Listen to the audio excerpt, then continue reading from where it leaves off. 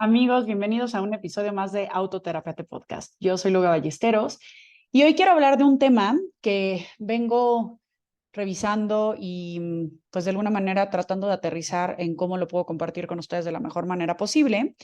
Y estaba hoy en una sesión de terapia y estaba explicando como cierta metáfora que me parece que ayuda un poquito a entender y a partir de ahí pues irlo organizando con una teoría que es como muy conocida, que tiene muchos años ocurriendo, pero aterrizarla tal vez con esta metáfora y para lograr comprenderlo de una manera práctica. ¿Ok?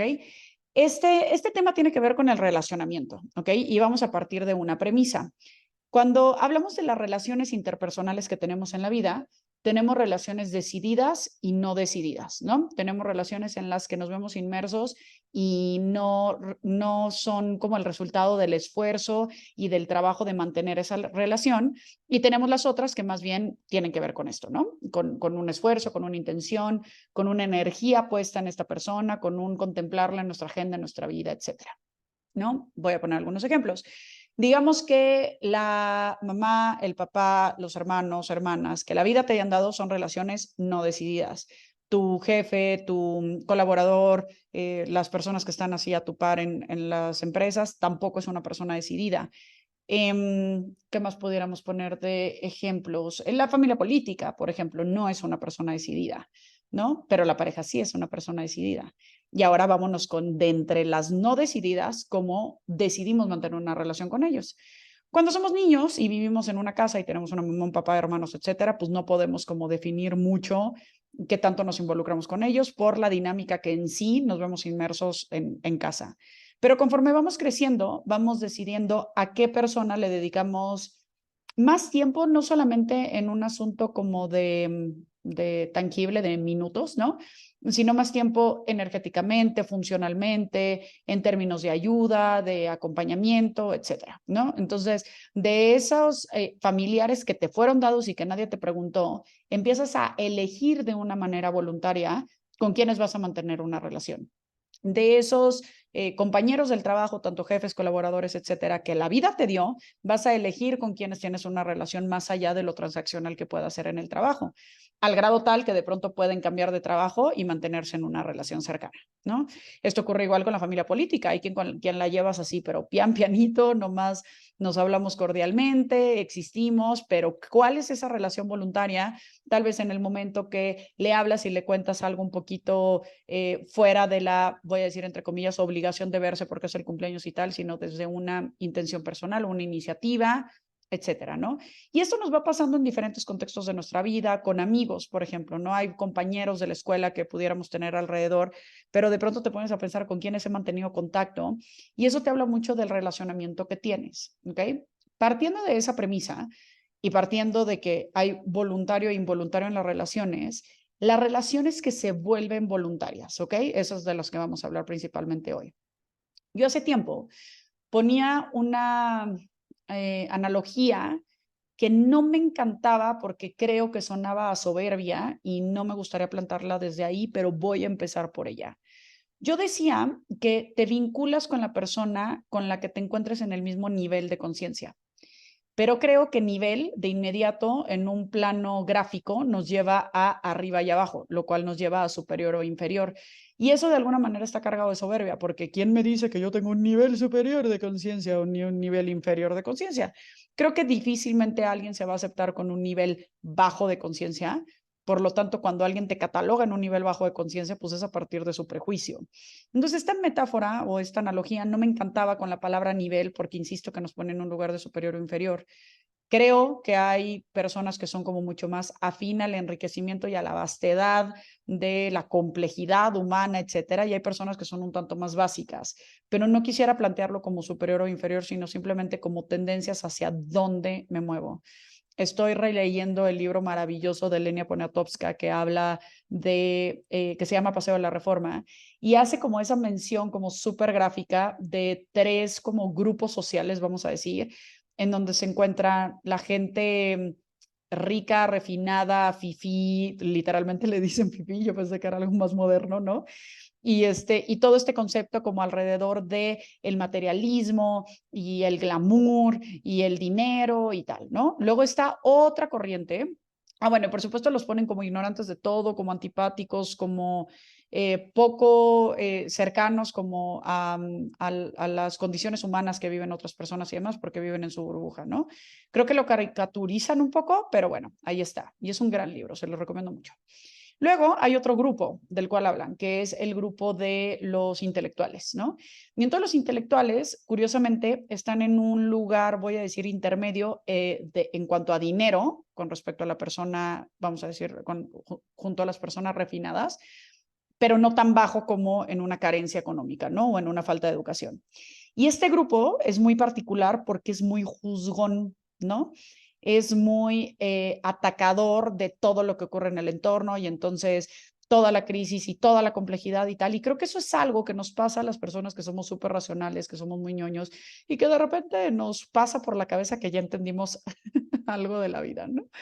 Y entonces, lo que pasa con estas personas intelectuales es este juicio durísimo con respecto a todo y todos hacia allá afuera, y en donde en un lugar, en el lado refinado, se están midiendo como quién es superior o quién es inferior a partir del dinero, el poder adquisitivo y las casas y los yates y las bolsas y lo que sea con lo que se midan. Aquí se miden con respecto a intelecto, a opiniones, a libros leídos, a libros escritos incluso, ¿no? Es interesante porque mientras te va narrando en el libro, te ponen los nombres de muchas calles de la Ciudad de México, que yo pues siempre he sabido que seguramente serían alguien, pero nunca había entendido quiénes eran. Y bueno, te los ponen como que rondaban por ahí en esta parte como muy de época, ¿no? De época en donde estaba en auge la poesía y la literatura y tal, como supongo que hasta ahorita en determinadas industrias, pues coinciden, ¿no? Las personas de una misma industria. Entonces, en este momento los intelectuales se vuelven personas muy críticas, muy frías y muy atacadoras de como todo el sistema y pues en ellos se ven envueltos ellos mismos, ¿no? Y por último, te ponen a las personas de una clase social, de un poder adquisitivo más bajo y te los marcan como desde un lugar como mucho más divertido, mucho más cercano en la relación entre ellos, donde las otras dos tipos de relaciones, más bien en los otros dos tipos de contextos, la relación era como mucho más lejana, en esta es una relación como mucho más entrañable, mucho más cercana, pero con una serie de ignorancias que los ponen en riesgos de diferente manera, ¿no? Entonces tenemos como estos tres conceptos y entonces es entender de cómo cuando se mezcla uno de un contexto perdón, diferente en ese contexto, pues es como entrar a, no sé, a la selva y estar en la expectativa y qué está pasando, ¿no? Y en esta curiosidad de percibir qué es lo que está diciendo el grupo y pues se vuelve un análisis antropológico de estar revisando qué hacen, cómo se mueven, de qué hablan, qué digo, qué no digo, cómo pertenezco al final, porque cuando llegamos a un grupo como personas, buscamos pertenecer si es que queremos ser parte del sistema y si no, inmediatamente o nos repelemos nosotros mismos o el mismo sistema nos repele. ¿Ok? Entonces, en este ejemplo, que ahorita pensé que podría ser útil traer el libro de Paseo de la Reforma, creo que hablando del tema de relacionamiento, pudiéramos conectarlo desde una parte más allá de niveles, sino de tipos de contextos o de tipos de personas, ¿no? Entonces, esta metáfora que les decía que explicaba hoy en terapia y que me parece muy útil, es que nos vamos a relacionar con personas que sean parte de nuestro juego de mesa. ¿A qué voy con esto? Vamos a pensar que hay un dominó y hay un Jenga y hay una baraja y hay un cubilete y hay, ¿qué más será? Un Monopoly, ¿no?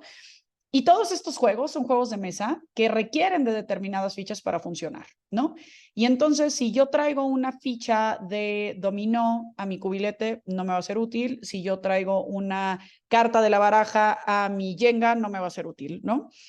Y más allá de útil, no va a pertenecer, no va a ser parte de ese contexto. Y entonces tenemos que ubicar que con esas personas con las que congeniamos, con esas personas con las que interactuamos y elegimos tener una relación cercana, tendríamos que considerarnos piezas del mismo juego de mesa, ¿no? Ni mejores ni peores. Una carta no es mejor que un Jenga, ni que un dominó, ni que nada, pero simplemente perteneces a ese grupo.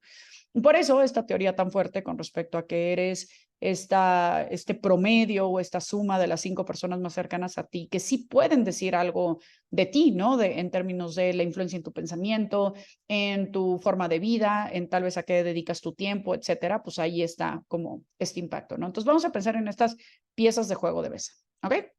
Entonces, hay un momento muy duro, sobre todo, híjole, iba a decir que sobre todo en relaciones de pareja, pero creo que también en relaciones laborales y creo que también en relaciones familiares. Discúlpenme, recalculo la ruta. Hay momentos muy duros en todo tipo de relaciones en donde nos descubrimos como si fuéramos absolutamente ajenos a ese juego de mesa, ¿no? O sea, como el decir, esta pareja con la que yo estoy, ¿no? No tiene nada que ver conmigo. O este estilo de liderazgo que yo he venido consecuentando de parte de mi jefe, o la relación que mis colaboradores tienen conmigo, no tiene nada que ver conmigo, o lo mismo la forma en la que yo me vengo relacionando tal vez con alguno de mis familiares. Y ese es un momento bien confrontador, porque te lleva a replantear los roles y personajes que asumes en las relaciones en las que te involucras, ¿no? Porque si eran parte del mismo juego de mesa, es porque en algún momento todos parecían carta de baraja o en algún momento todos parecían ficha de dominó, etcétera, ¿no? Pero ese momento en donde dices, yo ya no pertenezco a esto, esto excede mis valores, mis prioridades, mis afinidades, incluso mis actividades, ¿no? O sea, esto ya me rebasa. Vamos a pensar que, no sé, en la prepa eras de un grupo en donde salían mucho de borrachera, donde tenían parejas, en donde tal vez les iba mal en la escuela, en donde tal vez se iban de pinta, ¿no? Y de pronto, pues vas madurando, vas cambiando, te alejas tal vez orgánicamente de ese grupo porque se van a diferentes universidades y demás. Y de pronto, imagínate que regresas a ver a esas personas y descubres que o esas personas o tú siguen en un contexto similar del que estaban en ese momento en la prepa, ¿no? Entonces, cuando ves a esa bolita y dices, neta, no han evolucionado nada, o te percibes en ese güey ya se volvió de flojera, yo ya evolucioné, ¿no? Es ese momento en donde se vuelve como tangible que ya pertenecemos a un contexto diferente. Pero el punto es, de nuevo, que esa persona con quien generaste afinidad y una relación voluntaria, sí pertenecías a ese mismo juego de mesa en algún momento. Tal vez eventualmente ya no. Tal vez la evolución que cada uno tuvo como personas, la madurez, las experiencias y demás, los llevaron a pararse a juegos de mesa distintos. Pero en una relación original, sí hubo algo que los hizo engancharse. Para mí es muy claro. Este concepto de que con quién nos enganchamos es el vivo y claro ejemplo gráfico de qué pasa con las relaciones tóxicas. Todas las personas vamos por la vida aventando nuestros anzuelos, ¿no? Anzuelos de me victimizo, anzuelos de necesito reconocimiento, anzuelos de nunca nadie me va a hacer suficiente, anzuelos de yo celo a mis parejas, anzuelos de yo soy súper libre sexualmente. Voy aventando anzuelos, ¿no? ¿Cómo? Con mi carta de presentación, con la manera en la que me desenvuelvo, en la que hablo, etcétera, ¿no? Entonces, esos anzuelos yo los echo y yo los echo y un montón de gente a mi alrededor los percibe. Ahora, ¿quién se va a enganchar en ese anzuelo, no? ¿Quién va a ir a morder la carnada? Es una persona que necesariamente se complementa con este tipo de anzuelo que yo estoy lanzando. Entonces, si estamos pensando en todos estos juegos de mesa, ayúdenme a pensar particularmente en piezas de rompecabezas. Para que una pieza de rompecabezas embone con otra, exactamente la parte de la cual una carece, a la otra embona perfecto. Entonces, en un ejemplo de una relación de pareja, la pareja eternamente insatisfecha va a embonar perfectamente con la persona que eternamente busca reconocimiento. Y entonces ahí, ¡pum!, ¿no? O sea, se vuelve así. Ese momento en donde, como les digo a mis hijas, si no está embonando la pieza es que ahí no es. Pero si embona, embona perfecto. O sea, y ni siquiera la tienes que esforzar ni nada. Cae la pieza perfecto. O entonces vemos un jefe que es workaholic, ¿no? Y que tiene un trabajo exhaustivo y que es súper exigente con los resultados y demás, y ves a un colaborador ansioso de lograr una reputación de alguien muy capaz y ¡pum!, ¿no? De nuevo, así se vuelve como este ensamblaje exacto de lo que yo exijo o lo que yo pido, lo que yo reclamo con lo que la otra persona está dispuesta a dar y ahí nos embonamos. Si lo vemos de esta manera gráfica, es de alguna manera como si pensáramos que cuando evolucionamos las piezas empiezan a cambiar un poquito de forma. Si no evolucionamos, quedan y se quedan y se quedan. Pero si evolucionamos con la vida, porque la vida nos invita a evolucionar con los traumas, las heridas, las experiencias, los análisis, los descubrimientos internos y externos, ¿no? La pieza puede ir cambiando de forma y eventualmente tal vez esto que antes era un detonador perfecto para que yo buscara que me quisieras o para que yo buscara ser suficiente o que estuvieras bien o lo que sea que necesitabas de mí, hoy por hoy lo haces y dices, güey, no va por ahí, ¿no? O sea, yo no tengo ganas de hacer esto, ya no. Y ahí es en donde empieza muchísimo el conflicto en las relaciones. Cuando esos pactos inconscientes que hicimos al generar la relación y en los que embonamos así, pero bien y bonito, de repente resulta que ya no está embonando la pieza. Y entonces una persona quiere que embone la pieza de una manera y la otra persona quiere que embonen de otra manera. Pero si seguimos partiendo de la misma materia prima que son estas piezas, no hay manera de cambiarles la forma, solamente de ir evolucionando tal vez a cambiar a un contexto y una forma de relacionamiento diferente. Esto nos hace preguntarnos, creo que, algunos asuntos esenciales. El primero es, ¿qué es esa ruta que tengo que recalcular en la forma en la que me relaciono y por la cual hoy mi pieza ya no embona tanto con tu pieza? ¿No?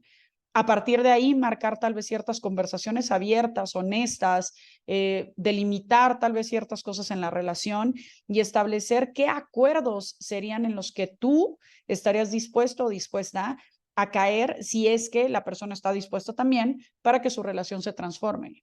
Pero ahí, como siempre en la vida, hay de dos sopas y no es que de más. Por un lado, la persona puede decir, coincido, ya no funciona, vamos a intentar cambiarlo y demás. O por otro lado, la persona puede decir, no, espérate, o sea, tú y yo nos callamos bien cuando yo lanzaba el anzuelo y tú mordías el anzuelo, o viceversa. Ahora que yo te lanzo el anzuelo y tú quieres nadar alrededor del anzuelo, ya no me engancho contigo, ya no embono, ya no generamos esa complementación, ¿no? O esa complementariedad que antes podríamos haber generado. Y esto, cuando hay esta conversación valiente, si es que la hay, porque bueno, claro que vamos a hablar del -1. El -1 es, nos hacemos como que no vemos el elefante en la habitación que nos dice, esto no está funcionando, porque la manera en la que nos veníamos acompañando, bailando bajo esta tonalidad que mira, sea rápida, sea lenta, sea vulgar o sea refinada, o sea la que sea, por lo menos era la misma y era preconcebida como la forma en la que nos relacionamos. Pero cuando de pronto tú quieres bailar vals y yo reggaetón, híjole, mano, pues nos falta, uno te sobra cadera y al otro le falta ambiente, ¿no? Entonces es como revisar cómo podemos replantear esta forma de escoger la nueva tonada en la que vamos a bailar o cómo podemos bailar un poco de la tuya, un poco de la mía, sin perder nuestra esencia, que se va transformando con la misma evolución de la persona, ¿ok? Ahora, ese es el -1, el asumir que eso existe para llegar al 0, que es un, ok, recalculemos la ruta porque esto siempre no jaló, ¿no? Este proyecto que creíamos que se iba a dar con determinado camino, parece que tomó ciertas curvas, parece que llovió, parece que lo que sea, que nos hizo replantear el proyecto como tal. Ya que estamos ahí, existe la siguiente etapa, que es esa transformación de la relación, que por supuesto implica un montón de riesgos y un montón de retos, ¿no? Implica el reto de desprogramar la forma en la que nos venimos relacionando con esa persona, porque hasta ahorita tiende a ser una constante, pues literalmente de hábito, ¿no? O sea, yo estoy acostumbrada a hacerte reír, o yo estoy acostumbrada a molestarte como una forma de amor, o yo estoy acostumbrada a contarte mis logros para que tú me digas que lo hago muy bien o para que me digas que lo hago muy mal y entonces yo me esfuerce. Entonces, ¿qué tengo que hacer antes de pedirle a la persona de enfrente que cambie su manera de relacionarse? También traer nuevos insumos a la mesa. Porque si yo quiero cambiar la dinámica y yo me comporto de la misma forma que me vengo comportando cuando ambos éramos esa pieza de rompecabezas original, entonces, tarde o temprano vamos a caer en la misma dinámica. ¿Por qué? Porque siempre nos hemos buleado, porque siempre, yo qué sé, nos emborrachamos, porque siempre hablamos de este tema, porque siempre hemos criticado a tal persona, porque siempre hemos, siempre hemos, siempre hemos. Entonces, basta con que ese botón se toque, mira, pero, o sea, apenas y con la punta del dedo, para que fácilmente regreses a esas dinámicas antiguas que venías sosteniendo. Entonces, es todo un esfuerzo, primero en lo individual, perdón, de decir qué quiero hacer de una manera diferente para que entonces la relación se detone desde un lugar diferente. Porque aquí existen dos posibilidades desde la asertividad o desde más bien la no asertividad. Me regreso a la pasividad a pensar, mira, ¿para qué? Mejor ya no lo intentamos y demás. Y regreso a mis dinámicas anteriores, a pesar de que ya tengo la conciencia de que no me funcionan. O por otro lado, me paso a la agresividad. Te estoy diciendo que quiero cambiar esto, ¿no? O sea, pasa muchísimo en términos de conciencia, ¿no? O sea, cuando, por ejemplo, estamos hablando de feminismo, estamos hablando de conciencia con respecto a la comunidad LGBT, cuando estamos hablando de el respeto a las diferentes condiciones humanas y demás, que es como a ver, vamos a ampliar la conversación, pero entonces nos podemos volver muy críticos de esto y bajo esta crítica caer en un concepto muy extraño de enojo, de juez, de autoridad que empieza a decirle a la persona que está bien y que está mal, cuando la persona elige estar donde elige estar. Entonces, creo que en este momento se vuelve como bien importante ahí elegir que a pesar de las dificultades para ir transformando la forma de la relación, tenemos que ubicar dos asuntos que se vuelven centrales.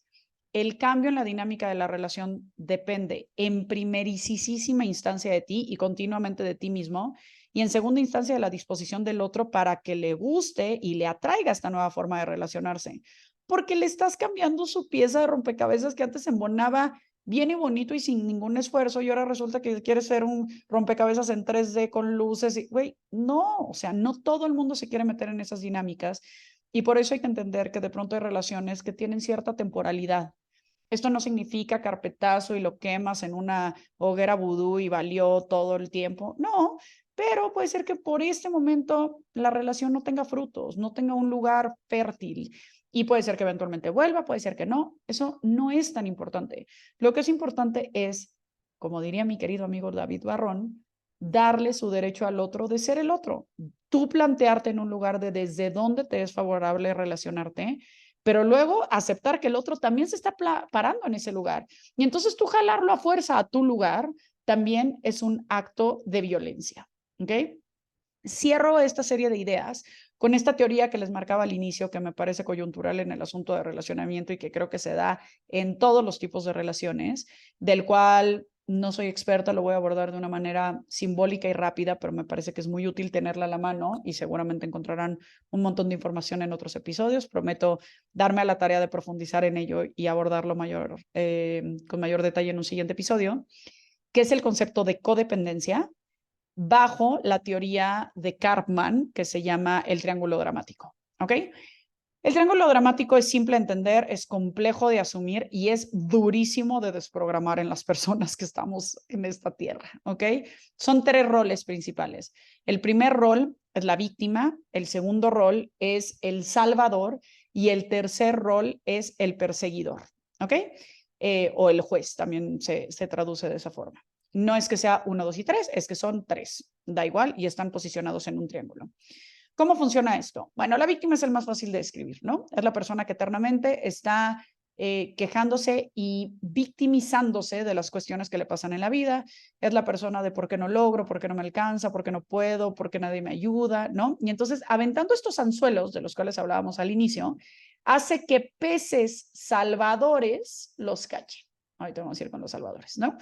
Entonces yo estoy pensando que pobre de mí, que qué horror, que qué drama, que qué todo. Y entonces yo digo, no, ¿cómo? ¿Pero por qué esto es tan triste? Yo te ayudo, ¿no? Y entonces aquí entra,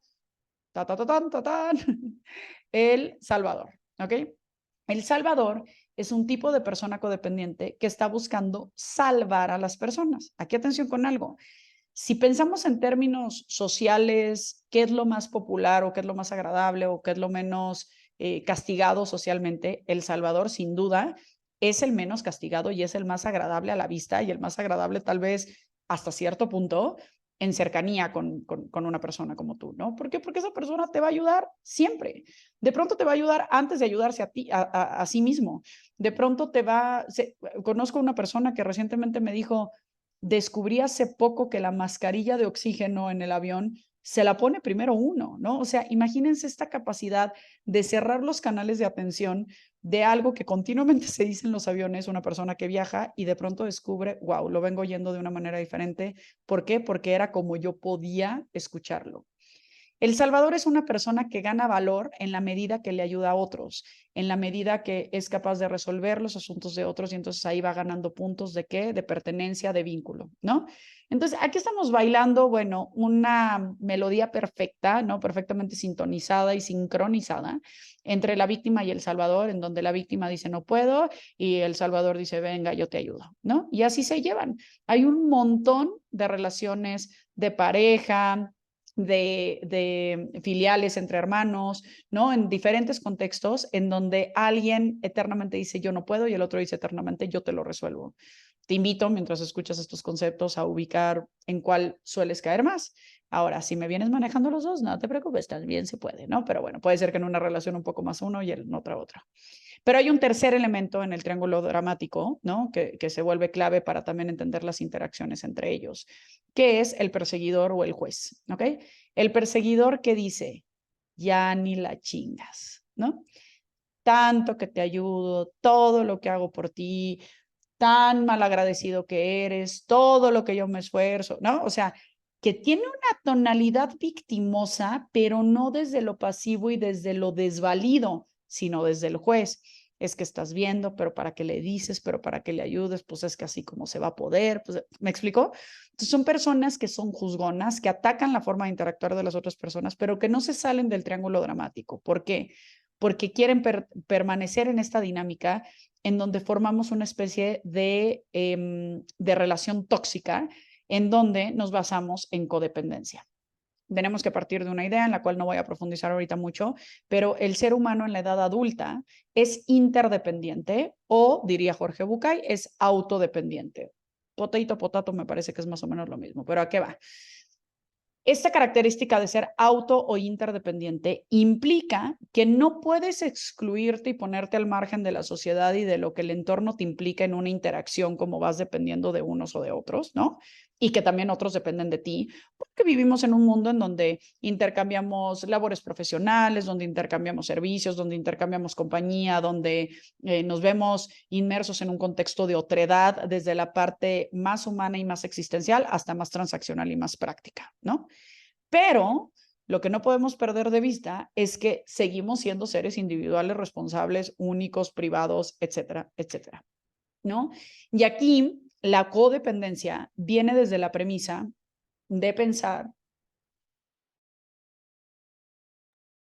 perdón, me dio tos, viene desde la premisa de pensar que yo no puedo sin ti y tú no puedes sin mí. Y ese es un error garrafal, porque yo necesito de alguien, de alguienes, de muchas personas en mi vida para sobrevivir, desde, insisto, los servicios que requiero, el apoyo que necesito, etcétera. Pero yo no necesito particularmente de Pedro Sánchez para que sea mi pareja, ni de Pati Pérez para que sea mi jefa, ni de Luis Martínez para que sea mi amigo. No necesito a esas personas con nombre y apellido. Y cuando se vuelve una relación codependiente, me cuento la idea de que necesito no solo la relación, sino a la persona. Y que ni la persona puede sin mí, ni yo puedo sin ella. Y ahí es donde se vuelve como todo este triángulo. Entonces, podemos oscilar, por supuesto, en dos con mayor frecuencia. Y normalmente tenemos uno que es como menos favorito, pero de pronto podemos transitar por todos, ¿no?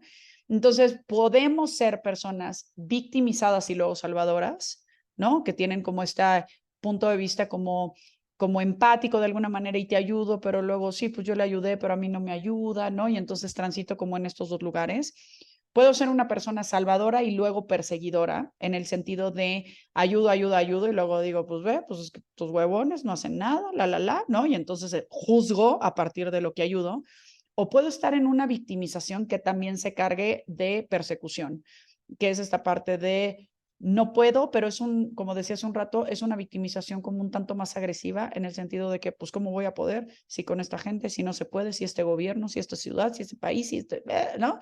Si esta familia, si tu pareja, si tú, ¿no? ¿Cómo va a poder? Entonces es como esta parte juzgona, pero desde un lugar de victimización y de no acción, mientras que El Salvador en realidad sí se carga bastante más a la acción, ¿no?